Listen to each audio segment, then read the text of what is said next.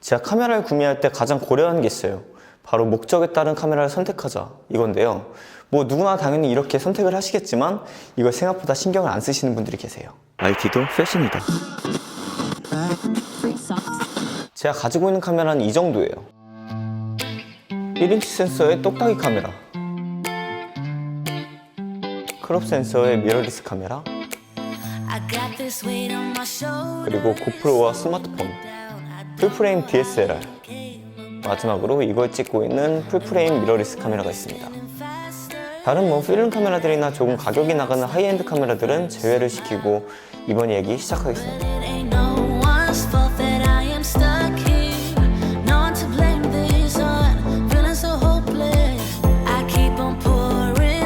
제가 초반에 말한 목적에 맞는 카메라를 사용해야 한다는 건 이런 겁니다. 내가 카메라가 왜 필요하지? 를 먼저 생각하셔야 해요. 예를 들어 우리 집에 애기나 반려동물을 스냅처럼 사진을 찍고 싶다. 그런데 핸드폰으로 찍기는 뭔가 좀 아쉬워가지고 카메라를 사려고 하는데 이런 고프로를 사시는 분들이 계세요. 그리고 유튜브를 시작하고 싶은데 이것 또한 휴대폰이 아닌 조금 더 좋은 퀄리티를 위해서 똑딱이, 이런 똑딱이를 구매하시게 된다면 생각보다 그렇게 좋은, 돈을 쓰신 만큼의 그런 좋은 퀄리티는 얻기 힘드실 겁니다. 물론 이런 작은 카메라도 요즘 영상을 찍기에 아주 좋은 성능으로 나오지만 전체적인 사진과 영상에서의 퀄리티는 센서의 크기에서 나오기 때문이죠. 지금 말씀드린 예시가 좀 극단적인 그런 예시이기도 하지만 저도 이런저런 도전을 해본다 치고 리코 GR3로 영상을 만들려고 했던 적도 있었거든요. GR3는 스냅 사진기로 유명한 작은 카메라인데 그 카메라가 상징적인 포지티브 필름이란 게 있어요. Just let me love you. Just let me love you. Just let me love you. Just let me. 이게 사진 필터 같은 건데 이거로 사진을 찍으면 되게 이쁘게 나오거든요. 그래서 영상을 찍어도 이쁘게 나오지 않을까 싶어가지고 도전해봤는데 Just let me love you. Just let me love you. Just let me love you.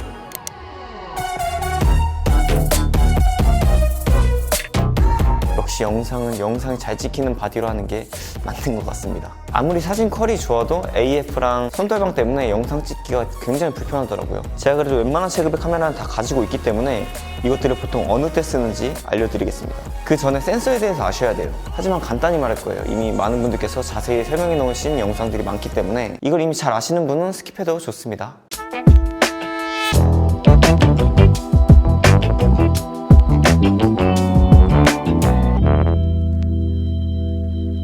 고프로는 2.3분의 1인치 센서, 보통 똑딱이라 불리는 컴팩트 카메라는 1인치 센서, 그 다음 가장 보편적으로 많은 카메라에 사용되는 크롭 센서, 마지막으로 큰 크기의 센서로 앞에 센서들보다 좋은 품질을 보여주는 풀프레임 센서가 있습니다.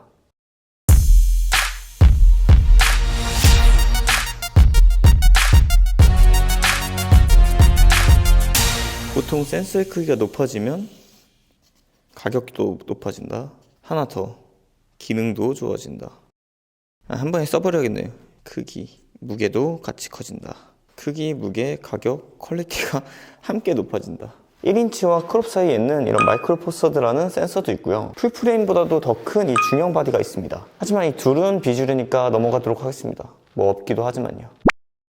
아까도 말씀드렸다시피 카메라는 이 센서가 깡패입니다. 센서의 역할은 정말 많은데 간단하게 뭐 크기가 큰 만큼 받아들이는 정보량, 뭐 빛이 될 수도 있고요. 이런 여러 정보를 더 많이 담을 수 있기 때문에 밤에도 노이즈가 덜 생기고 피사체를 찍을 때 좀 더 집중되는 그런 효과가 있죠. 그럼 카메라를 살 때 이런 풀프레임으로만 사면 되는 거네 라고 생각하실 수도 있겠지만 다른 이런 카메라들이 괜히 계속 출시하고 있는 게 아니거든요. 이 액션캠 같은 경우에는 액티비티 활동에 특화가 되어 있어요. 요즘 액션캠들은 센서의 크기는 그대로여도 소프트웨어로 흔들림 보정이 거의 짐벌 이상으로 잘 되기 때문에 뛰고 넘어지고 하는 액티비티에서는 정말 특화가 되어 있죠. 제가 페루 사막에서 사륜 오토바이를 탄 적이 있는데 그때 찍은 영상을 보여드릴게요. 이거 보시면 제 몸에 달아둔 게 아니라 오토바이 바디에 달아둔 건데 진짜 엔진 진동이 엄청났거든요. 근데 이 흔들림을 다 잡고 있습니다. 앞에 보시면 흔들리는 게 보이죠? 그리고 아무래도 초광각 렌즈를 사용하기 때문에 커플 유튜버분들의 브이로그용으로도 많이 사용하시는 것 같더라고요. 카메라와 사람들의 간격이 가까워도 여러 명이 잘 나오니까요. 마추픽추입니다. 우연입니다. 그래도 요즘 추세에 맞게 고프로나 인스타 360 같은 제품들이 발전하고 있지만 그래도 액션캠은 말 그대로 활동적인 영상, 바다나 하늘 등 환한 곳에서 움직이는 영상을 찍을 때 사용하시는 걸 추천드려요. 그 다음에 1인치 센서가 달린 똑딱이 카메라는 원래는 없어지던 추세였어요. 이런 스마트폰의 카메라가 점점 발전을 하면서 결국에는 컴팩트 카메라 시장이 많이 사라질 거라고 생각을 했는데, 많은 분들이 요즘 유튜브를 많이 찍으시다 보니까 가벼운 카메라로 많이 사용을 하시더라고요. 그래서 이런 DV형 같은 아예 유튜버를 겨냥한 카메라도 나오게 되었죠. 저는 이거 좋았어요. 예전에 청담으로 꽃배달을 한 영상을 보면 전부 이걸로 찍은 건데 꽤 나쁘지 않은 결과를 보여주죠. 아쉬운 게 있다면 너무 짧은 배터리 타임과 셀프로 들기에는 너무 가까운 화각, 그리고 아무래도 1인치 센서이다 보니까 저조도 상황에 노이즈가 많이 끼는 편입니다. 이 제품이 버튼도 직관적이고 꽤나 조작하기 어렵지 않은 편이라서 카메라를 입문하실 때 많이 고려하시는 카메라더라고요. 다음은 크롭바디? 아니, 스마트폰 얘기를 중간에 잠시 해볼까요? 아까도 얘기했다시피 요즘 스마트폰들의 카메라가 나날이 좋아지죠. 갤럭시나 아이폰뿐만 아니라 구글 픽셀이라든지 소니 익스피리아 등 요즘 나오는 거의 모든 핸드폰의 광고를 보면 거의 카메라 광고다 싶을 정도로 카메라 기능을 진짜 정말 부각시켜가지고 광고를 해요. 저는 막 열심히 하고 있진 않아도 나름 유튜브를 한다고 주변에서 유튜브를 시작하시는 분들이 나도 유튜브를 하고 싶은데 카메라를 뭐 쓰지?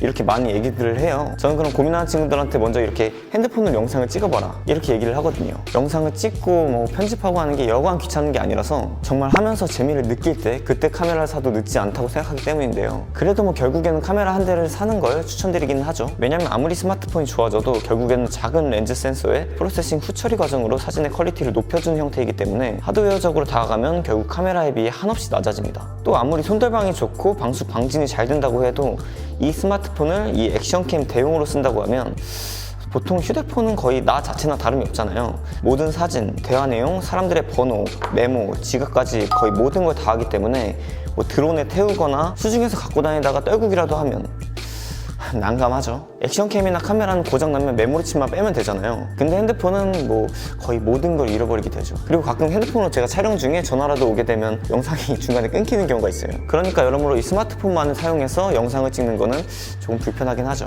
그래도 처음 영상을 찍으신다면 이 폰으로 찍으시는 걸 추천드리는 건 변함은 없습니다. 요즘 핸드폰들이 거의 100만 원도 다 넘는데 이 가격을 잘 활용을 해봐야죠. 이제 크롭바디와 풀프레임 바디를 보면 이 크롭바디는 예전부터 정말 보편적으로 많이 사용하시는 카메라예요. 지금은 전부 다 가격도 많이 낮아져서 대부분 입문기로 이 크롭바디를 많이 사용을 하죠. 크롭바디의 장점이라고 하면은 일단 가성비 좋게 좋은 화질의 영상과 사진을 뽑아낼 수가 있죠. 무엇보다 이 풀프레임에 비해서 작고 가볍습니다. 단점은 솔직히 잘 모르겠어요. 요즘 크롭바디들이 워낙 좋잖아요. 지금 제가 가지고 있는 캐논 M6 마크2만 해도 많은 분들이 좋아해 주시고, 이번에 캐논에서 새로운 크롭바디가 나온다는데 그럼 뭐 더 기능이 좋아지겠죠. 소니에서는 워낙 유명한 6000대 라인업 중에 본인의 재정에 맞게끔 구매하시면 되겠고요. 물론 비쌀수록 좋아집니다. 소니 6600이 영상에도 좋고 사진에도 좋고 정말 유명하고 좋은 바디잖아요. 근데 이게 비싸요. 그러면 이런 말이 나오죠. 이거 살 바에 풀프레임을 사겠다. 카메라도 자동차처럼 아반떼를 살려다가 벤츠를 보고 있는 상황이 와요. 그 정도로 비싸진 않지만 휴대폰을 쓰시다가 결국 이렇게 저처럼 다 사는 거예요. 그럼 왜 풀프레임을 쓰냐? 풀프레임 같은 경우에는 거의 이제 명사가 되어버렸다고 생각을 해요. 예를 들어 요즘 휴대폰 인물 모드로 사진을 잘 찍으면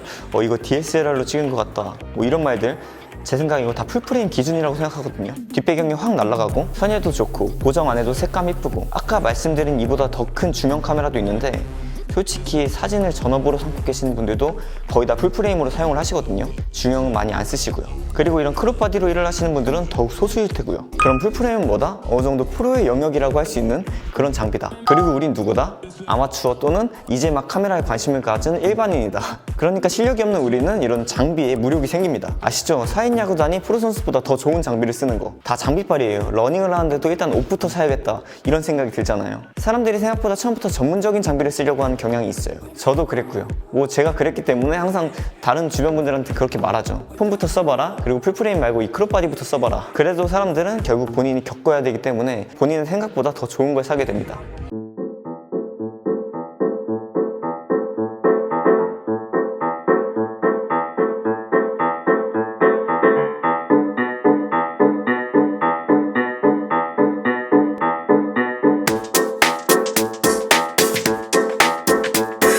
이런 카메라 회사들이 어느 정도 구축된 각자의 그 카메라 특성을 깨기 위해서 계속해서 새로운 도전을 하고 있어요. 인스타360이라는 회사에서는 1인치 센서를 탑재한 액션캠이 나왔고, 소니에서는 크롭바디 크기의 풀프레임 카메라가 나왔죠. 하지만 이 제품들이 좋은 제품이긴 하나 엄청난 호평을 받지는 못했습니다. 인스타360R은 저희가 1인치 액션캠에 기대한 게 있어요. 바로 브이로그 대용으로 쓰며 아웃포커싱이 되는 그런 고퀄의 영상 촬영을 원했는데 그런 기능은 없이 출시가 되었고, 소니의 A7C도 풀프레임 바디의 크기는 작아졌으나 결국 풀프레임 렌즈를 착용하게 되면 무게와 크기가 비슷해지는 거죠. 그래서 함께 출시한 전용 렌즈가 있는데 이 렌즈군을 얼마나 다양하게 출시해줄지도 의문입니다. 전 항상 어떤 얘기를 하다 보면 뭔가 3000보로 빠지는 그런 경향이 많기 때문에 이제야 핵심 얘기가 나오는데요. 핵심 얘기는 금방 끝내드리겠습니다. 자, 액션캠은 스카이다이빙, 번지점프 같은 액티비티, 스케이트보드, 클라이밍 같은 운동 브이로그, 수영 브이로그, 레저 활동, 그러니까 서핑이나 웨이크보드 같은 수상 활동, 스키, 스노우보드 같은 활동적인 영상에 있어서는 정말 추천드립니다. 다른 대안도 없고요. 360 카메라들도 다 이 액션캠으로 말하고 있는 겁니다. 그리고 컴팩트 카메라는 누가 써야 하나? 사실 가장 애매합니다. 요즘 컴팩트 카메라 가격에 아주 조금만 투자를 더하면 더 나은 퀄리티의 카메라를 살 수 있기 때문이죠. 그래도 추천드릴 수는 있어요. 바로 짐이 많은데 카메라까지 챙기는 게 귀찮으신 분들, 그리고 작고 조작이 간편해서 편리하고요. 그래서 제가 말하는 건 여행을 많이 다니시는 분들, 여행 유튜버 분들, 제가 막 남미 다닐 때 이 GV1이 있다면 얼마나 그 촬영하는데 도움이 됐을까 라는 생각이 많이 들더라고요. 제가 그때 남미에서 LX10이라는 컴팩트 카메라로 막 이것저것 찍으면서 다녔는데 그때 카메라를 들고 다니시는 여행객분들이 하나같이 말씀하시더라고요. 진짜 카메라는 이런 걸 들고 다녀야 된다, 여행할 때는. 그러니까 무엇보다 이 렌즈를 안 챙겨도 되니까 사실 렌즈도 공부가 좀 필요하거든요. 간단히 유튜브를 찍고 싶은데 이것저것 공부하기가 너무 귀찮잖아요. 그래서 하나로 합쳐져 있는 이런 컴팩트 카메라는 그런 기계를 다루기 힘들어 하시는 분들, 짐을 챙길 게 많으신 분들, 마지막으로 서브 카메라가 필요하신 분들입니다. 여행 브이로그 말고도 뭐가 좋으려나? 맨 처음에 캠핑 브이로그 같은 거 생각했다가 밤에 좀 아쉬울 것 같아서요. 사실 아이를 찍는데 많이 사용하실 것 같습니다. 짐을 챙길 게 많은데 좀 더 고퀄리티의 영상과 사진을 찍어주고 싶으니까요. 육아 브이로그나 아니면 뭐 반려동물 브이로그에도 적합한 카메라인 것 같네요. 그리고 이 크롭바디로는 모든 곳에 활용이 잘 가능합니다. 내가 영상이나 사진을 찍으면서 핸드폰과 다르고 좋은 퀄리티를 원한다. 그럼 일단 저렴한 크롭바디에 좀 괜찮은 렌즈를 맞춰주면 50만원 안으로도 좋은 퀄리티를 낼 수가 있습니다. 물론 사진보다 영상에서 좋은 퀄리티를 내려면 바디 스펙이 좀 더 올라가야 되니까 돈이 조금 더 들겠지만요. 단순 사진의 퀄리티를 원하시는 분들께서는 좋은 대안이 많으니까 충분히 고려해 보셨으면 좋겠네요. 이런 풀프레임 같은 경우에는 내가 전문가는 아니어도 좀 더 전문적인 퀄리티를 원하고 누가 봐도 막 전문적인 외형, 그런 장비가 갖고 싶다 하시는 분들, 그리고 내가 하려고 하는 사진 또는 영상이 그게 1이던 취미던 진심이신 분들에게는 무한으로 추천드릴 수가 있습니다. 근데 무게가 대체적으로 많이 나가기 때문에 야외에서 사진이 아닌 브이로그 같은 거 찍고 싶어 하시는 분들에게는 추천드리기는 좀 어렵겠네요. 이런 크롭바디 같은 걸로 찍은 거 보면은 약간 되게 괜찮죠? 크롭바디들도 솔직히 막 가벼운 편은 아닌데 딱 보기에 그렇게 무겁지도 않고 무거워 보이지도 않죠. 1인치 센서 같은 경우에는 뭐 더할 나위 없이 이렇게 뭐 가볍고 들고 다니기 편하고, 근데 이런 풀프레임 바디에 올리면 딱 봐도 그냥 힘들어 보이죠? 그리고 진짜 이게 무리가 와요. 이거 절대 못 들고 다녀요. 전문적인 브이로그 있죠? 막 여자친구를 내가 정말 고퀄 영화처럼 찍어주고 싶은 게 아닌 이상 무게가 장난이 아니에요. 그리고 이런 거를 보통 들고 다니려면은 정말 고가의 삼각대와 짐벌이 필요하기 때문에 이게 풀프레임이 단순히 카메라 가격만 비싼 게 아닙니다. 비싼 렌즈, 비싼 삼각대, 비싼 짐벌 생각하면 이 카메라도 돈이 들 게 정말 많아요. 운동기구로 써도 돼. 사실 제가 뭘 알겠습니다만 이 크롭 센서와 풀프레임 센서 같은 이 렌즈 교환식 바디 같은 경우에는 또 어떤 렌즈를 쓰냐에 따라서 사용 목적이 달라지기 때문에요. 이건 또 다음에 제가 기회가 될지 모르겠지만 다음 기회에 렌즈에 관해서 한번 얘기를 드리도록 하겠고요. 말 많이 했다. 결론은 유튜브를 하실 거면은 이 핸드폰으로 사용을 해보시고, 카메라를 사시겠다고 하면 웬만하면 자기가 적당하다고 생각되는 가격선에 크롭바디와 렌즈를 사라 이상입니다. 저는 뭐 음향기기, 뭐 핸드폰, 뭐 스마트 기기 이런 것들도 물론 좋아하지만 이 카메라 기기들을 전체적으로 좋아하기 때문에 나중에 리코 GR이라든지 뭐 인스타 360이라든지 이런 나름 매니악한 그런 카메라들도 한번 리뷰를 해보고 싶네요. 물론 제가 부지런하다는 그런 전제하에. 근데 제가 결국 이렇게 말해도 결국엔 다 꽂히신 제품을 사실 거 다 압니다. 왜냐면 저도 결국엔 써봐야 승질이 풀린 성격이라 샀습니다.